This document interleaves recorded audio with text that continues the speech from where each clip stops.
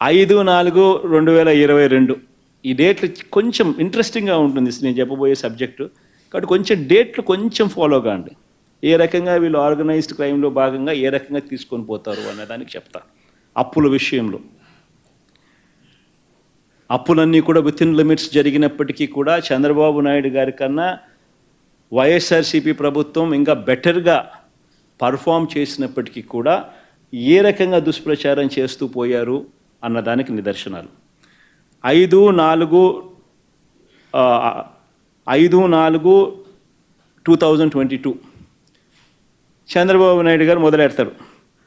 మరో శ్రీలంకగా రాష్ట్రం అని చంద్రబాబు నాయుడు అంటారు. చంద్రబాబు స్టేట్మెంట్ వెంటనే ఈనాడులో దాన్ని అలా చూపిస్తాడనమాట, ప్రచురణ చేయడం మొదలు పెడతాడు. దీని తర్వాత రాష్ట్రం దివాలా తీసినట్టు సీఎం ప్రకటిస్తారేమో అని చెప్పి మళ్ళీ చంద్రబాబు నాయుడు అంటాడు. ఇది 13/4/2022 13/4/2022లో అంటాడు. వెంటనే ఈనాడు మేలుకోకుంటే మనకు శ్రీలంక గతే అని చెప్పి రాస్తుంది. ఈనాడు 19/4/2022 వెంటనే ఈనాడు మేలుకోకపోతే మనకు శ్రీలంక గతే అని రాసేస్తుంది. దీని తర్వాత తందన తాన అంటూ దత్తపుత్రుడు శ్రీలంక పరిస్థితికి రాష్ట్రం కూతవేటు దూరంలోనే ఉంది అని చెప్పి ట్వీట్ చేస్తాడు. 17/5/2022. దాని తర్వాత అప్పటి టీడీపీ ఆర్థిక మంత్రి, అంటే ఇప్పుడు ప్రస్తుత ఆర్థిక మంత్రి పయ్యావుల కేశవ్, ఇప్పటి టీడీపీ ఆర్థిక మంత్రి ఆ రోజు ఏమంటాడంటే శ్రీలంక కంటే రాష్ట్రానికి 4 రెట్లు అప్పు అని చెప్పి తాను అంటాడు. అది 21/7/2022. దాని తర్వాత మళ్ళీ దత్తపుత్రుడు మళ్ళీ అంటాడు, అప్పులతో ఆంధ్ర పేరు మారు మోగిస్తున్నందుకు అప్పు రత్న అంటూ పేరు పెట్టాలని మరో ట్వీట్ చేస్తాడు. 17/2/2023. దాని తర్వాత వెంటనే చంద్రబాబు గారు వదినమ్మ గారు బీజేపీలో టీడీపీ నాయకురాలు, రాష్ట్రం రుణం 11 లక్షల కోట్లు అని మరొక స్టేట్మెంట్ ఇస్తారు. 25/10/2023. చూడండి డేట్స్ ఒకసారి చూసుకోండి.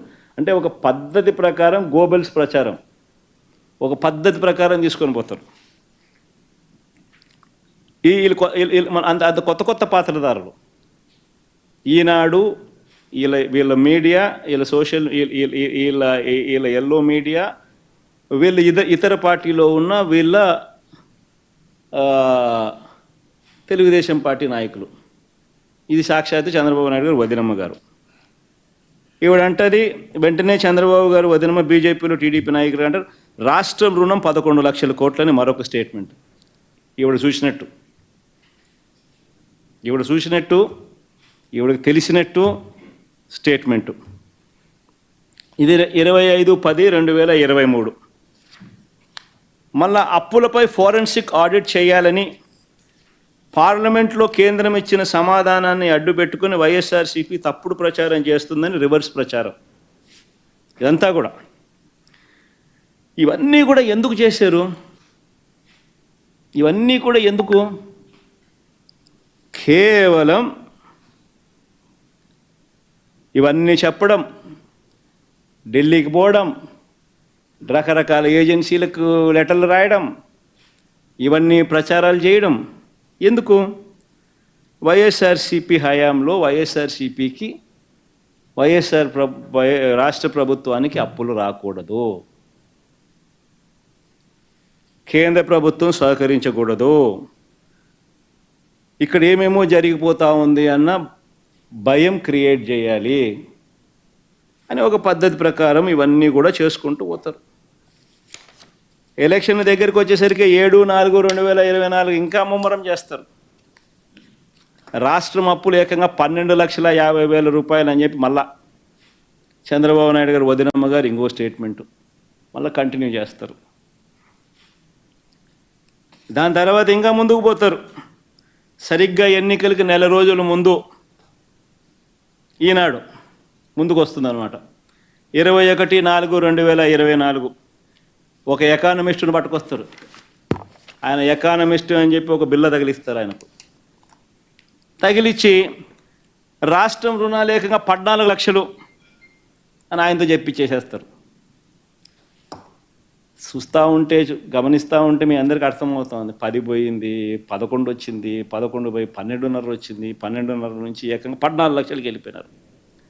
ఎన్నికలకు అనంతా 21/4/24 ఎన్నికలకు ముందు, ఎన్నికల దగ్గరికి వచ్చేసరికి ఒక పద్ధతి ప్రకారము ఒక విషియస్ క్యాంపెయిన్, అబద్ధాల క్యాంపెయిన్. 14 లక్షల రాష్ట్ర రుణాలు ఏకంగా 14 లక్షల కోట్లను ఆయనతో చెప్పి చేసేస్తారు. ఈనాడు దాన్ని ప్రచురణ చేస్తాడు పెద్దగా. మిగతా వాళ్ళంతా కూడా దాన్ని అందుకుంటారు. నిజంగా అధికారంలోకి వచ్చిన తర్వాత కూడా మళ్ళీ చంద్రబాబు నాయుడు గారి తప్పుడు ప్రచారం ఆపల, ఇంకా కొనసాగుతారు. ఎందుకంటే అప్పటికైతే ఎలక్షన్లు అయిపోయినాయి. దాని తర్వాత మళ్ళీ ఇంకా చంద్రబాబు నాయుడు గారిని ప్రశ్నిస్తారు. చంద్రబాబు నాయుడు గారు మళ్ళా సూపర్ 6లు సూపర్ 7లు ఇవ్వాల్సి వస్తుంది కదా. ఇంకా సూపర్ 6లు సూపర్ 7లు ఇవ్వకుండా మళ్ళీ ఎగరగొట్టాలి అని అంటే రాష్ట్రం క్లిష్ట పరిస్థితుల్లో ఉంది అని చెప్పి మనం చెప్పాలి కదా. కాబట్టి దాన్ని కొనసాగిస్తాడు చంద్రబాబు నాయుడు. మళ్ళీ ఏంది 10/7/2024 అంటే చంద్రబాబు నాయుడు ముఖ్యమంత్రి అయినాడు. ప్రమాణ స్వీకారం అయిపోయింది, నెల రోజులు దాటిపోయింది. జూన్లోనే ప్రమాణ స్వీకారం చేశాడు.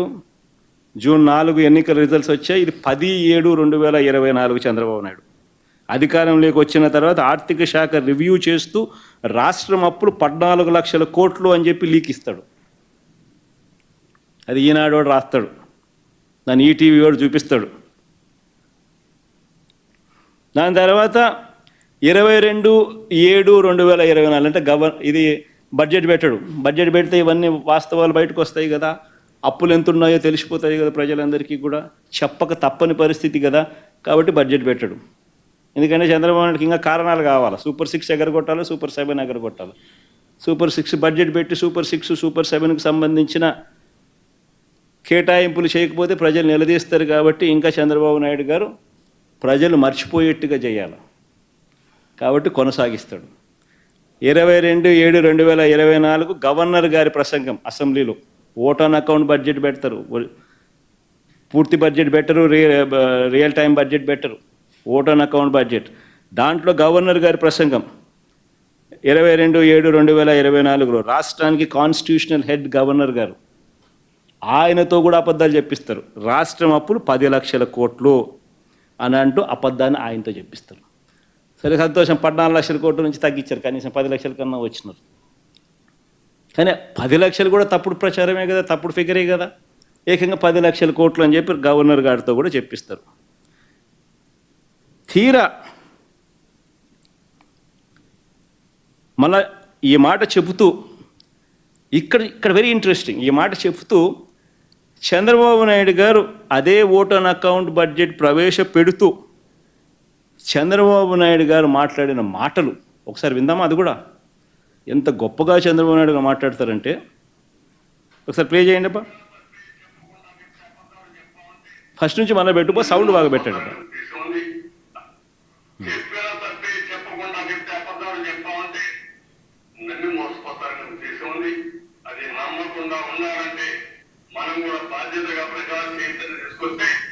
ఇలాంటి సమస్యలకు ఒకే దేవుడు, అది ప్రజా చైతన్యం అని కూడా మీ అందరికీ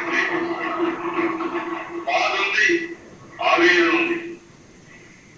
మనం హామీ ఇచ్చాం, సూపర్ 6 చెప్పాం, చూస్తే భయం వేస్తాం, ముందు కదలలేకపోతున్నాం.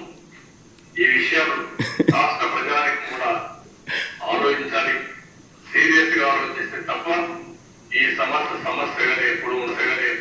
ఏ నాయకుడు పబ్లిక్ లైఫ్ నాయకుడు ఉండే నాయకుడు, ప్రజా జీవితంలో ఉన్న నాయకుడు బాధ్యతగా ఉండాలి. మన ట్రస్టీ పెద్దలకు కాదు, చెప్పిన తప్పి చెప్పకుండా చెప్తే అబద్ధాలు చెప్పాలి. చంద్రబాబు నాయుడు గారు గవర్నర్ చేత అబద్ధాలు ఆడిచ్చి అదే దాంట్లో ఆయన ఏమంటాడు, ఆవేదనగా ఉందంట. ఎందుకనంటే ఆయన చేయలేకపోయే పరిస్థితులు ఉన్నాయంట రాష్ట్రంలో. ఇంకేమన్నాడు, రోజు ఒక్కరో ముందుకు వచ్చి పెట్టు ఒకసారి, అది భలే ఇంట్రెస్టింగ్గా అంటాడు. ఇలాంటి సమస్యలకు అది ప్రజా చైతన్యాన్ని కూడా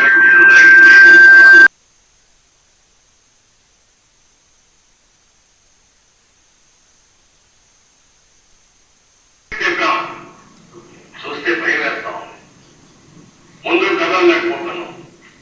ఈ విషయం రాష్ట్ర ప్రజానికి కూడా ఆలోచించాలి. బాధ ఉందంట, చూస్తే భయం వేస్తుందంట. అసలు ఎక్కడ ఈ అబద్ధాలు? అంటే ఒక పద్ధతి ప్రకారము సూపర్ 6లు సూపర్ 7లు అన్నది ఇక తెరమరుగు చేయించే కార్యక్రమం. ప్రజలతో పని అయిపోయింది, ప్రజలతో ఓట్లు వేయించుకున్నారు, ఇంకా ప్రజల్ని మోసం చేయాలి. మోసం చేయడానికి కూడా మళ్ళీ ఏంది, కనీసం ప్రజలకు మోసం చేసే కార్యక్రమమైనా కానీ కనీసం నిజాయితీతో అయా నేను నిన్ను మోసం చేస్తున్నాను అని కూడా చెప్పలేరు. మళ్ళా దానికి జగన్ కావాలా, ఎవడో ఒకరి మీద ఏలెత్తి చూపించాలా. కాబట్టి మళ్ళీ దానికి ప్లాట్ఫామ్ సెట్ చేస్తూ ఉన్నారు. బడ్జెట్ పెడితే ఎక్కడ నిజంగా అప్పులు ఎంత ఉన్నాయి, రాష్ట్రానికి ఎంత అప్పులు ఉన్నాయో చూపించాలి, తెలిసిపోతుంది. ప్రతి సంవత్సరం బడ్జెట్ డాక్యుమెంట్స్లో ఖచ్చితంగా రాష్ట్రానికి ఉన్న అప్పులన్నీ కూడా మ్యాండేటరీగా చూపించాలి. కాబట్టి ఓట్ ఆన్ అకౌంట్ బడ్జెట్ ప్రవేశపెడతారు, ఒరిజినల్ బడ్జెట్ పెట్టరు, రియల్ టైం బడ్జెట్ పెట్టరు. సూపర్ 6లు సూపర్ 7లు ఎగరగొట్టాలి అని అంటే ఏం చేయాలి? ఇది బాధగా ఉందంటాడు, ఆవేదనగా ఉందని అంటాడు, కానీ రాష్ట్రం క్లిష్ట పరిస్థితిలో ఉందంటాడు, భయం వేస్తుందని అంటాడు.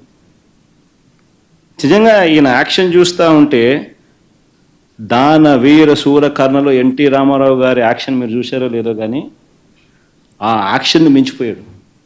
రామారావు గారి యాక్షన్ నథింగ్. చంద్రబాబు అనే వ్యక్తి యాక్షన్ మామూలుగా లేదు.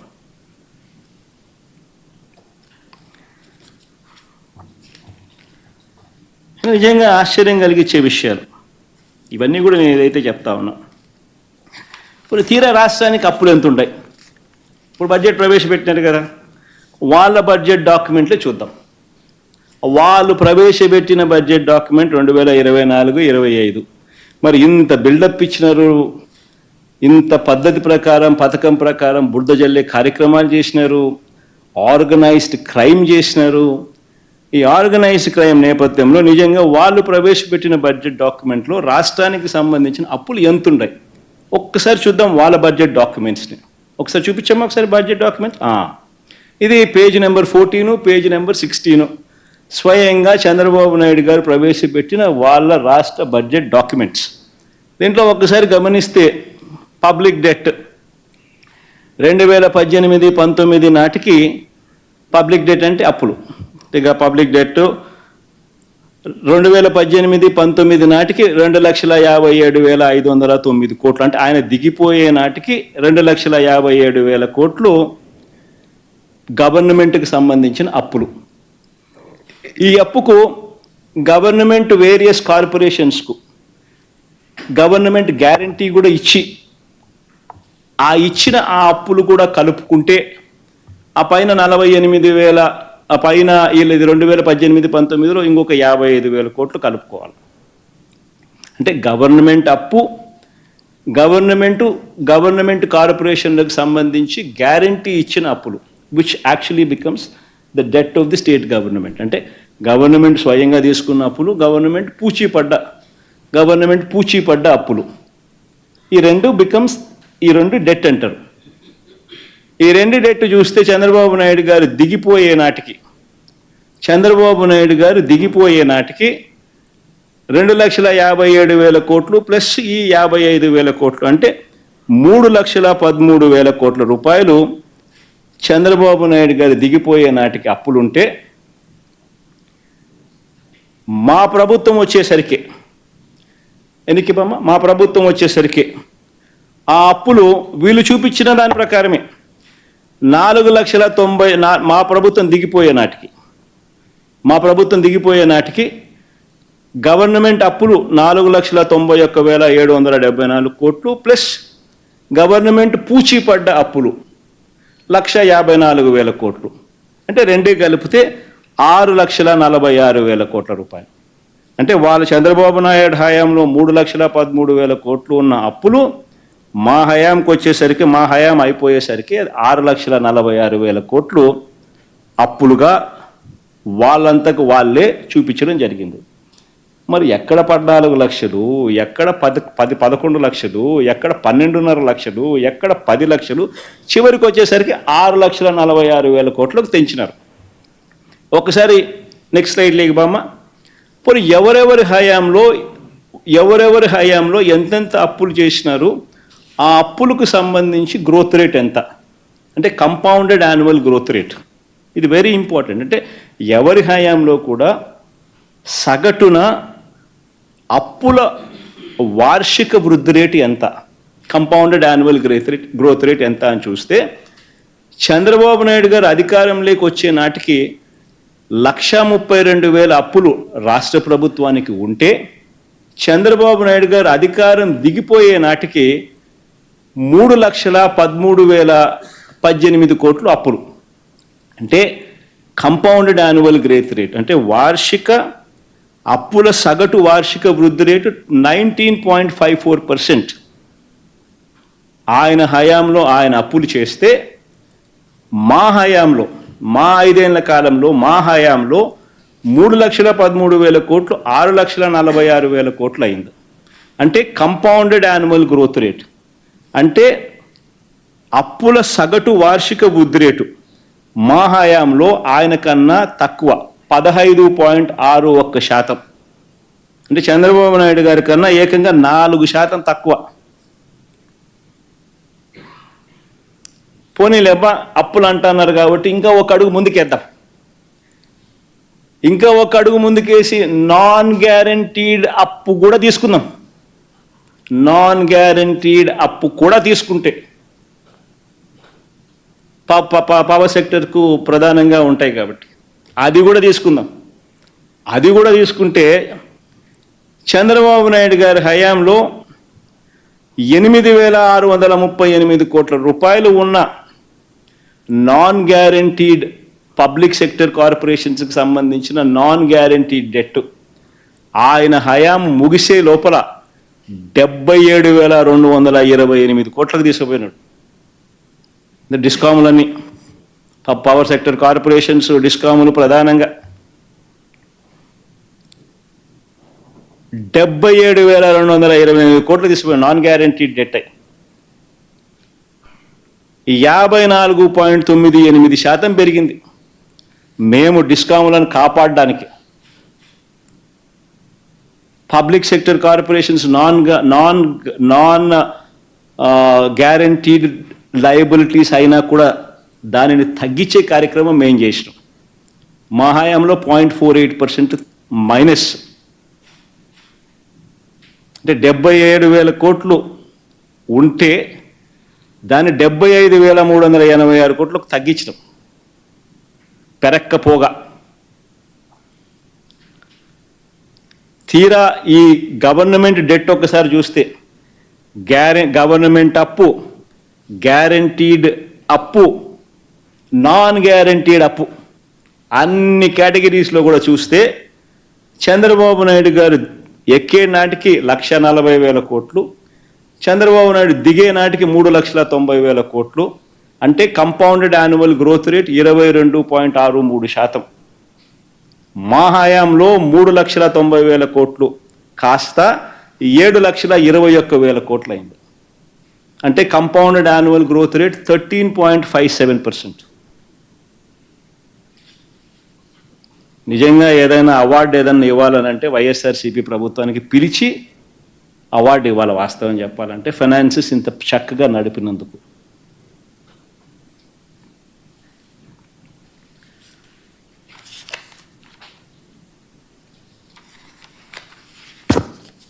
నేను ఒకటే అడుగుతా ఉన్నా, మళ్ళీ వీళ్ళు ప్రచారం చేసినట్టుగా 14 లక్షల కోట్లు ఏమైంది, 12.5 లక్షల కోట్లు ఏమైంది, 10 లక్షల కోట్లు ఏమైంది? మీ బడ్జెట్ డాక్యుమెంట్ల ప్రకారమే, మీరు చూపించిన బడ్జెట్ డాక్యుమెంట్ల ప్రకారమే గవర్నమెంట్ డెట్ 6,46,000 కోట్లను మాత్రమే చూపిస్తున్నారు. మరి 6,46,000 కోట్లు మాత్రమే ఉందని చెప్పి మీ గవర్నమెంట్ డాక్యుమెంట్లలో మీరే చూపించగా, మరి ఇవన్నీ ఇంతకు ముందు చేసిన ప్రచారాలు దుష్ప్రచారాలే కదా. మరి ఆ మాదిరిగా చేయడం ధర్మమేనా? మరి ఎవరి పాలనలో రాష్ట్రం శ్రీలంక అయిపోయింది? అప్పురత్న అన్న బిరుదు ఎవరికి ఇవ్వాలి? కంపౌండెడ్ యాన్యువల్ గ్రోత్ రేట్ ఆయన హయాంలో 22.63%, మా హయాంలో 13.57%. ఎవరికి ఇవ్వాలి బిరుదు? కొన్ని గవర్నమెంట్ డెట్ వాళ్ళ బడ్జెట్ డాక్యుమెంట్ ప్రకారం తీసుకున్న కంపౌండెడ్ యాన్యువల్ గ్రోత్ రేట్ 19.54%, మా హయాంలో 15.61%. కొన్ని ఎవరికి ఇవ్వాలా? అప్పురత్న అనే అవార్డు ఎవరికి ఇవ్వాలా? రాష్ట్రం శ్రీలంక ఎవరి హయాంలో అయ్యింది? అది ఎవరుంటే అయ్యే అవకాశాలు ఎక్కువ. అది బెటర్ క్వశ్చన్, ఎందుకంటే ఎట్లా కాలా.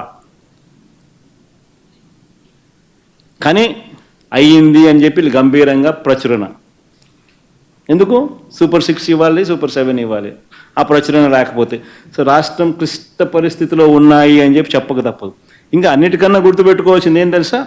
మా 6,46,000 కోట్లు ఏదైతే 3,13,000 కోట్లు వాళ్ళ హయాంలో, వాళ్ళ బడ్జెట్ డాక్యుమెంట్స్లో వాళ్ళ హయాంలో 1,32,000 నుంచి 3,13,000 కోట్లకు చంద్రబాబు నాయుడు ఏదైతే తీసుకొని పోయాడో, ఆ 3,13,000 కోట్ల నుంచి మేము ఏదైతే 6,46,000 కోట్లకు మేము ఏదైతే తీసుకొని పోయామో అది కూడా సగటు annual growth rate, compounded annual growth rate Chandrababu Naidu హయాంలో 19.54% ఉంటే మా హయాంలో 15.61% ఏదైతే చంద్రబాబు నాయుడు గారి కన్నా తక్కువ చేసినామో, ఇవన్నీ కూడా ఏంటి? 2 సంవత్సరాలు కోవిడ్ ఉన్న పరిస్థితుల మధ్య ఈ పర్ఫార్మెన్స్ మాకు ఎందుకు అవార్డు ఇవ్వాలి అని అంటే, 2 సంవత్సరాలు కోవిడ్ ఉన్నా కూడా చంద్రబాబు కన్నా బెటర్ పర్ఫార్మెన్స్ ఇచ్చినాం. కోవిడ్ వల్ల దేశం కాదు ప్రపంచ ఆర్థిక పరిస్థితులన్నీ కూడా అతలాకుతలమైన పరిస్థితులు, రాష్ట్రంలో కూడా అతలాకుతలమైన పరిస్థితులు, రాష్ట్రంలో రావాల్సిన ఆదాయాలు తగ్గిన పరిస్థితి, రాష్ట్రంలో అనుకోని ఖర్చు పెరిగిన పరిస్థితులు. ఇన్ని నేపథ్యంలో కూడా చంద్రబాబు నాయుడు కన్నా బెటర్ పర్ఫార్మెన్స్ ఇస్తూ ఉన్న డేటా.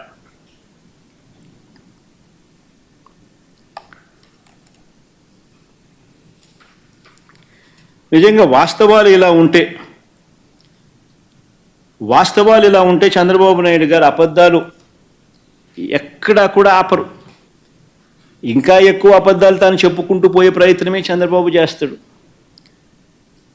ఇవన్నీ చెప్పుకుంటూ చంద్రబాబు నాయుడు ఇంకా ఒక అడుగు ముందుకేస్తే చెల్లించాల్సిన బిల్లులు ఉన్నాయి, చెల్లించాల్సిన బకాయిలు ఉన్నాయి అని కొత్తగా ఏదో ఇప్పుడే తానేదో ఈ ప్రభుత్వంలో మాత్రమే ఇది జరిగింది అన్నట్టుగా చంద్రబాబు నాయుడు గారు చెప్పుకొస్తా ఉన్నారు. నేను అడుగుతా ఉన్నా, ప్రతి ప్రభుత్వంలో కూడా ప్రతి సంవత్సరం కూడా బిల్స్ అన్నీ కూడా ఏదైతే అప్లోడ్ అయి ఉంటాయి, అప్లోడ్ అయిన బిల్స్ను న్యాచురలీ కొంచెం స్పిల్ ఓవర్ ఉంటాయి. ఇవన్నీ సర్వసహజంగా జరుగుతూ ఉంటాయి. పోనీ ఇదే చంద్రబాబు నాయుడు గారు తాను దిగిపోతూ మాకు ఎన్ని వేల కోట్ల రూపాయల బిల్లులు తాను బకాయిలుగా పెట్టిపోయాడు ఒకసారి చూద్దామా? మాకు ఇచ్చిపోయినాడు. ఒక్క పవర్ కంపెనీలకు ఇంతకుముందే నేను చూపించాను, ఇంతకుముందు స్లైడ్, ప్రీవియస్ స్లైడ్ చూపించామా? ఇంతకుముందు స్లైడ్లో పవర్ కంపెనీలకు మాత్రమే డిస్కాములు పవర్ కొన్నాయి, కొనిన ఆ కంపెనీలకు డబ్బులు ఇలా. చంద్రబాబు నాయుడు గారి హయాంలో అటువంటి డిస్కామ్ లయబిలిటీని 21,541 కోట్ల రూపాయలు, అంటే కరెంటు కొని కరెంటు సప్లై చేసిన డబ్బులు ఇలా. 21,541 కోట్ల రూపాయలు. అది ఒకటే. ఇంకా నెక్స్ట్ సైడ్కి పోదాం పమ్మ. అవి కాక చంద్రబాబు నాయుడు గారు పోతూ పోతూ మాకు గిఫ్ట్గా ఇచ్చింది ఏం తెలుసా? ఇన్ని లైబిలిటీస్ 42,183 కోట్ల రూపాయలు లైబిలిటీస్ మాకు ఇచ్చిపోయినాడు. బకాయిలు పెట్టిపోయినాడు. మేం కట్టినాం. ఏ ఐటమ్స్లో తాను బకాయిలుగా పెట్టిపోయినాడని చూస్తే ఉపాధి హామీ బకాయిలు 2,340 కోట్లు. ఎన్ని చదివితే అన్నీ ఉంటాయి. ఉపాధి హామీ బకాయిలు 2,340 కోట్లు. ఉద్యోగులకు ఇవ్వాల్సిన 2 డిఏలు బకాయిలు పెట్టాడు. ఆరోగ్యశ్రీ బకాయిలు 680 కోట్లు. ఫీజు రీయింబర్స్మెంట్ బకాయిలు 2,800 కోట్లు. రైతులకు ధాన్యం సేకరణ బకాయిలు 960 కోట్లు. విత్తన బకాయిలు 384 కోట్లు. క్రాప్ ఇన్సూరెన్స్ బకాయిలు 500 కోట్లు. చివరకు పిల్లలకు మధ్యాహ్న భోజనం వండే ఆయాలకు కూడా బకాయిలు. పిల్లలకి ఇచ్చే కోడిగుడ్లు అమౌంట్ కూడా బకాయిలు. ఒకసారి గమనిస్తే చంద్రబాబు నాయుడు గారు బకాయిలు పెట్టినవన్నీ ఎక్కడెక్కడ ఏమేమి పెట్టినాడని చెప్పి ఒకసారి చూసుకుంటా పోతా ఉంటే ఏకంగా 42,183 కోట్ల రూపాయలు చంద్రబాబు నాయుడు మాకు గిఫ్ట్గా బకాయిలు పెట్టి మాకు ఇచ్చిపోయినాడు. నేను ఎందుకు చెప్తా ఉన్నాను అని అంటే, ఏ ప్రభుత్వంలో అయినా కూడా చంద్రబాబు నాయుడు గారు పెట్టినంత బకాయిలు బహుశా ఉండవేమో కానీ ఈ స్థాయిలో ఉండవు. ఎవరైనా కూడా ఈ స్థాయిలో బకాయిలు పెట్టరు. కానీ కొద్ది గొప్ప బకాయిలు అనేవి జనరల్గా స్పిల్ ఓవర్ ఉంటాయి. ఒక సంవత్సరం అయిపోయిన తర్వాత నెక్స్ట్ ఇయర్కి వచ్చేసరికి న్యాచురల్గానే అప్లోడ్ అయిన బిల్స్ కొన్ని స్పిల్ ఓవర్ అయి కొన్ని బకాయిలు ఉండడం సర్వసహజం. ఇది మామూలుగానే జరుగుతూ ఉంటుంది. మామూలుగానే క్లియర్ అవుతా పోతూ ఉంటుంది. కానీ దీన్ని ఏదో చంద్రబాబు నాయుడు వక్రీకరించి, ఎందుకంటే ఆయన నెంబర్స్ అప్డేట్ కావాలి. ఆయన ఒక మోసానికి ముందుకు వచ్చినాడు. సూపర్ 6 సూపర్ 7 ఎగరగొట్టాలనేది ఆయన దూరపు ఆలోచన. ఆ సూపర్ 6 సూపర్ 7 ఎగరగొట్టడం కోసం అని చెప్పి చంద్రబాబు నాయుడుకి ఒక కథ బిల్డప్ కావాలా. ఆ కథలో బిల్డప్లో భాగంగా రాష్ట్రం చాలా క్లిష్ట పరిస్థితిలో ఉంది అని చెప్పి రాష్ట్రానికి అపఖ్యాత పాలు చేస్తూ రాష్ట్రానికి ఒక బిల్డప్ ఇవ్వాలా. ఆ బిల్డప్లో భాగంగా చంద్రబాబు నాయుడు చెప్పుకొచ్చే అబద్ధాలు చెప్తూనే ఉంటాడు. కానీ వాస్తవాలు ఇవి. ఇటువంటి అన్నీ కూడా వాస్తవాలు ఉన్నా కూడా చంద్రబాబు నాయుడు గారు ఒక పద్ధతి ప్రకారము ఎన్నికల వేళ తాను చెప్పిన హామీలను నెరవేర్చకుండా ఉండడం కోసం అబద్ధాలకు రెక్కలు కట్టి ఏ రకంగా చంద్రబాబు నాయుడు గారు ఆర్గనైజ్డ్ క్రైమ్ చేస్తూ ఉన్నాడు, అందులో భాగస్వాములు వీళ్ళంతా ఎవరెవరు ఉన్నారు అన్నది మీ అందరికీ కూడా క్లుప్తంగా కూడా చెప్పుకొచ్చిన బాగానే అర్థమైంది అనుకుంటా.